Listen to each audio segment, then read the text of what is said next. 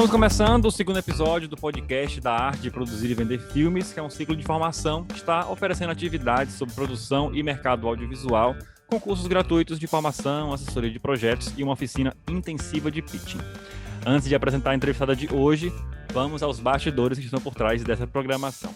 A Arte de Produzir e Vender Filmes é uma realização da Associação Cultural Cine Ceará, em parceria com o Mercado Audiovisual do Nordeste e conta com apoio cultural do Governo do Estado do Ceará, por meio da Secretaria da Cultura, através do 13º edital Ceará de Cinema e Vídeo. Eu me chamo Arthur Gadelha, sou crítico de cinema aqui do Ceará e hoje estamos recebendo Ana Luísa Miller, jornalista, fundadora da Primeiro Plano, a empresa especializada em assessoria de imprensa para cultura. Já trabalhou com diretores como Walter Salles, Cleber Mendonça Filho, Daniel Rezende, Maria Augusta Ramos, a lista é bem grande, né? Então, Ana, primeiramente, muito bom poder lhe receber aqui, mesmo que à distância, mas é um contexto que a gente pode conversar. Obrigado, Arthur. Bom dia. Eu estou muito feliz com esse convite do Cine Ceará para, enfim, compartilhar um pouquinho da minha experiência. Não sou professora, mas espero poder contribuir com algumas histórias e, enfim, dar dicas sobre esse trabalho que eu faço já há 26 anos, né, que é assessoria de imprensa para o audiovisual e produtos culturais em geral. Você falou agora, eu fiquei pensando, antes da gente começar a nossa conversa de fato, assim, o cinema mudou muito, né? Você falou 20 anos é um tempo de atividade, assim. Como é que você percebeu essa transformação da assessoria? A transformação da assessoria? Porque chegou chegou a redes sociais e mudou tudo, né? 20 anos é um bom tempo. Eu acho que, na verdade, vem mudando, né? É engraçado que, assim, se você olha, enfim, se eu olho o meu trabalho da assessoria de imprensa de 5 anos para cá, ou de 4 anos para cá, já tem uma transformação absurda. Já mudou, né? Mas, assim, de fato, mudou muito, mas, de fato, eu acho que nesses 25 anos, né, assim, enfim, 26 anos que eu comecei, realmente as coisas foram gradativamente mudando. Eu me lembro que quando eu comecei com assessoria de imprensa, eu tinha um computador que era compartilhado pela empresa, sabe? Então, assim, eu passava fax para os jornalistas com aviso de pauta. Uhum. Então, enfim, foi uma transformação, né? Eu me lembro uma vez que eu fui fazer o lançamento do filme Divan, que na época eu perdi meu BlackBerry e eu lancei o filme com um celularzinho simples, e a Lília Cabral falava: como ela consegue? Você imagina que hoje o celular virou, né? Enfim, um computador na nossa mão. Um braço, né? Então, um braço. Mas, de fato, assim, realmente o trabalho da assessoria de imprensa, né, e do marketing, do lançamento de um filme em geral, ele foi se transformando gradativamente, acompanhando toda essa evolução digital, né? Desde, sei lá, você imaginar que na década de 90, né, final da década de 90, enfim, quando o cinema brasileiro voltou com toda a força, a gente tinha sites, né? Assim, a gente produzia sites para os filmes, era o que tinha de disponível, assim, de mais moderno, Era de mais muito comum, eu lembro dos sites dos filmes. Exatamente, e muito, assim, de muito ponta, eram filmes que a gente acreditava. E aí a coisa foi evoluindo, um filme que marcou muito, assim, essa transformação digital, um avanço, digamos assim, foi O Meu Nome Não É Johnny, que foi um filme que a gente fez um trabalho digital, que a gente produziu filmes da Júlia Lemert falando sobre as drogas, ela como mãe do filme, a gente fez todo um trabalho, né, assim, de já pensando no digital. E o Divan também foi um filme que já começou a... E aí depois, enfim, vem a revolução digital e com isso, né, os Facebooks, que teve uma época forte também, que todos os filmes tinham Facebook. Verdade. E aí entra o Twitter, aí sai o Twitter, aí o agora... Instagram, né? O Instagram, enfim, que ainda continua bem forte. Mas agora é o mix, né? Não tem, assim, uma rede social que determine, né? É tudo misturado, né? É um trabalho misturado, exatamente. Não, agora puxando assim, eu pensando, queria te perguntar sobre a aula, né, que você vai ministrar. No ciclo de formação se chama Assessoria de Imprensa para o Mercado Audiovisual. E eu fico pensando como porque a sua experiência é bem larga, assim, e eu fico pensando como é que você organizou essa informação, como é que o objetivo do conteúdo, como é que você está planejando oferecer essa? Bom, olha, eu dividi o curso em alguns tópicos, porque realmente é bem amplo, né? Enfim, eu tenho Uhum. muitas experiências de casos interessantes de filmes que eu lancei, que tiveram um papel determinante na assessoria de imprensa, mas eu fiz assim, enfim, tentei contar um pouquinho de tudo. Então, eu começo falando um pouco de como que se faz uma avaliação, como é que você começa um trabalho de assessoria de imprensa para um filme, né? Que ele pode se dar de várias maneiras. Ele pode se dar quando o filme começa a ser feito, o roteiro, vai para o set, né, que tem uma assessoria de imprensa específica contratada, que chama Unity Publicity lá fora, e que você acompanha todas as gravações, todas as filmagens, organiza visitas no set, divulga as primeiras fotos. Como pode ser também, tem filmes que não permitem isso, né? Enfim, que você entra já com o filme pronto. Então, você faz aquela primeira cabine, acompanha, enfim. E tem outros filmes que, por exemplo, você já pega eles já indo para um festival, né? Posso contar vários casos de filmes que eu iniciei o trabalho a partir de uma seleção num grande festival, seja no Brasil ou lá fora. Então, eu começo fazendo um pouco essas opções, né? Contando Uhum. um pouquinho, enfim, de como se dá, né? E como você tem que fazer assim para se organizar para o trabalho de assessoria. Que tipo de material você tem que produzir, quais são, enfim, os planejamentos, as ações possíveis, né? O que é importante, assim, em termos de materiais eletrônicos, fotos, pressbooks e da estratégia em geral. Eu fico pensando assim, porque é como se o trabalho de assessoria de imprensa fosse mútuo, né? Assim, a equipe de assessoria e a equipe do filme meio que conversarem juntos, assim, né? Porque, por exemplo, o ciclo de formação, o público dele são pessoas que estão produzindo filmes, roteiros e tal.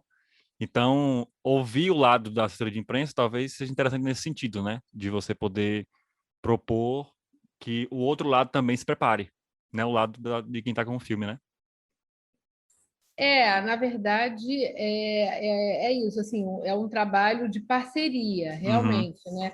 Que sempre, por exemplo, quando a gente, por exemplo, faz a Unit Publicity, que é uma coisa que eu vou falar bastante na aula, né? Além dessa geral, eu vou depois aprofundar alguns dos temas que eu acho importantes, né? legal. Então, essa assessoria de imprensa durante as filmagens é super importante, claro, a gente ter acesso ao roteiro, ao plano de filmagens, escolher com o produtor quais são os melhores dias de visita, ou se não vai ter visita, se a gente vai lá apurar alguma coisa para preparar um release, se a gente vai fazer uma coletiva com o elenco, enfim, que tipo de ação a gente vai fazer. Tem muitas vezes que a gente faz uma visita, uma visita que é embargado, né? Tem filmes lá fora, isso é muito comum. São os jornalistas do mundo inteiro são convidados para visitar um set, mas é embargado. Tem um momento certo que eles estão liberados para soltar as notícias, né? Hoje em dia isso é muito importante, por causa das redes sociais, que você vê pô, um jornalista lá, Tudo um vaza, né? influenciador, daqui a pouco vaza, e É. aí tá a caracterização, todas essas coisas que são, né, ganchos legais para você chamar a atenção na hora do lançamento. E então, mas quando a gente faz, assim, por exemplo, a divulgação de um set, é importante que depois desse planejamento inicial, uma pessoa da produção, geralmente um produtor que está lá no set, seja o nosso contato, né? Uhum. Então, essa parceria ela se dá de várias formas, né? Mas sempre, claro, alinhando o contato com o diretor, né? Um diretor que participa, que ajuda a escolher as fotos, que enfim, tem vários elos que vão se formando ao longo do processo, né? Bom, então puxando essa questão assim da pandemia, do contexto que eu estava falando, assim, as coisas mudaram muito, um estalo, assim, muito bruscamente, né? Então imagino que a assessoria, porque muitos filmes foram interrompidos do nada, do dia para a noite, o lançamento, outros que nem. Então como é que você imagina, como é que você percebeu isso acontecendo assim? A mudança foi bem brusca, porque vários, enfim, lançamentos grandes que estavam programados foram suspensos, né? Na verdade, todos os grandes lançamentos foram adiados, mas, por um outro lado, enfim, o mercado acaba se adaptando e surgiram novos lançamentos de filmes menores, filmes que tinham possibilidade de ser lançados direto no streaming, e logo em seguida também com a criação dos drive-ins. Então, a gente foi encontrando um espaço, né? Não foi fácil, mas a gente, enfim, vem se adaptando.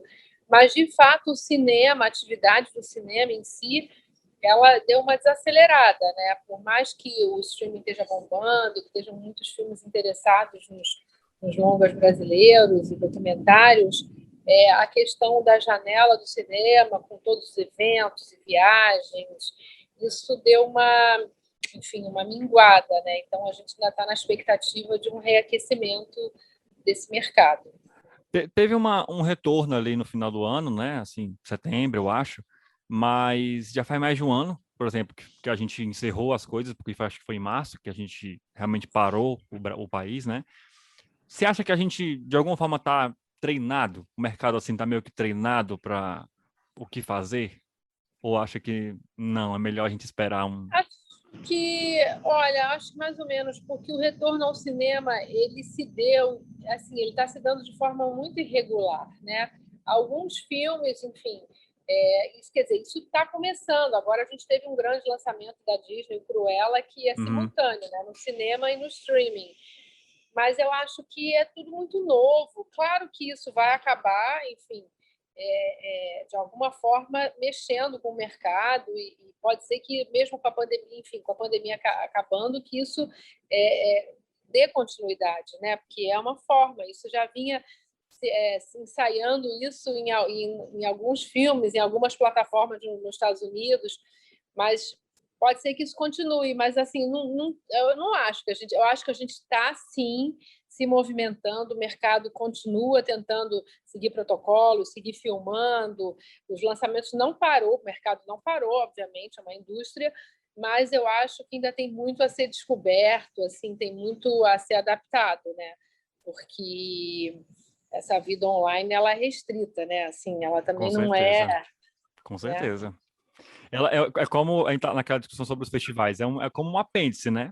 Como um apêndice, um anexo, ótimo. Agora, como central, é complicado. É uma outra experiência, né? É complicado, é uma outra experiência. Eu acho que a experiência cinematográfica ela não vai, enfim, parar nunca, né? Ela tem uma outra dinâmica, né? E por isso que tem, ó, enfim, o charme dos cinemas, dos festivais e do presencial, né? Que é o que a gente quer. Com Ave Maria, pelo amor de Deus. O, é, a- o- Você falou da mudança dos streams e tal, e eu fiquei pensando porque já havia uma explosão de streams, né? Assim, a gente vivia já isso, mas cada vez mais, acho que esse ano lançaram outros dois, enfim, até a Disney vai lançar um outro streaming, né? Assim, como é que você, acho que esse mercado, ele se readecou, né? Assim, do streaming, não que ele seja, quando as coisas voltarem ao normal, mas ele se ampliou ainda mais, né? Não, isso sem dúvida, assim, eu acho que essa perspectiva dessa nova plataforma de filmes adultos, né, que vão ser lançados, e, enfim, e outras plataformas como Netflix, que tinha pouquíssimo conteúdo brasileiro, agora tem muitos filmes, eles foram mais para essa linha de filmes premiados, né? Então você vê filmes como Cidade Pássaro, né, que é um filme maravilhoso, que estreou em Berlim, enfim, que foi comprado pela Netflix África e está disponível para Netflix Mundo. Então, é um filme muito bom brasileiro que está acessível. A Febre também, que ganhou mais de 20 prêmios internacionais da Netflix, acessou isso. Isso é muito legal, porque eu acho que é, de uma certa forma, uma novidade, né? Porque o conteúdo brasileiro, fora as séries de filmes, eram todos muito adolescentes, né? Muito comerciais. Então, isso, de uma certa forma, é uma novidade, né? Enfim, para o tipo de cinema que a gente trabalha. Então, eu acho que é isso, assim, é uma evolução. O Globoplay também está com uma carteira de filmes brasileiros, clássicos, maravilhosos. Acho tudo isso uma movimentação positiva desse desafio que a gente está passando com a pandemia. Bom, Ana, por último, aí foi rapidinho nossa conversa. Queria só te pedir uma despedida, assim, uma mensagem para esses futuros cineastas que vão passar pelo ciclo de formação, assim, uma mensagem que você fala para, olha, vai dar certo, façam parte disso, né? Qual é a mensagem que você deixa? Bom, não, eu adorei a ementa do curso, acho que, enfim, tomara que todo mundo aproveite bastante. Eu, enfim, estou preparando aulas que vão contar casos super interessantes e também poder tirar dúvidas e, enfim, eu espero que todos aproveitem bastante. Só tem fera ao meu lado, a Clélia Bessa, É, o filme de peso. Legal, Filipe Tanga, então acho que vai ter, enfim, oportunidade para todo mundo refletir sobre essa produção, porque é isso, esse momento está propício para a gente mergulhar nesse fazer, para daqui a pouco a gente estar junto no cinema de novo. Perfeito. Muito obrigado novamente pela sua participação e bom curso. Obrigada. Viu? Tá bom, obrigada, Arthur. Tudo de bom, tá? Tchau, valeu, tchau. Valeu, Ana. Valeu.